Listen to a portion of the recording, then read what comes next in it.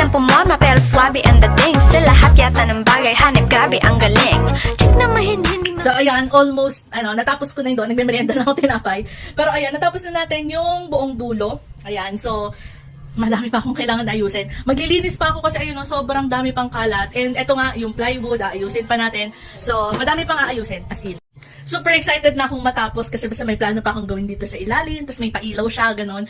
Hindi ko pa pwedeng ipakita sa inyo kasi hindi pa tapos. Baka ma-evil eye na naman.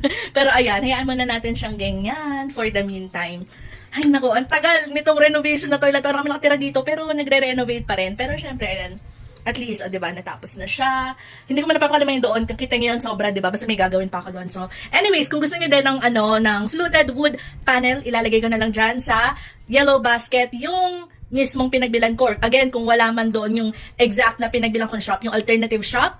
Tapos yung pinagdikit namin yung no more nails glue. Ayan. So ang ganda niya kasi 'di ba wala nang mga paku-paku bare-bare na. Hindi niyo na kailangan magbutas ng yung mga pader. So okay na okay siya. So lalagay ko sa yellow basket, check out niyo na din.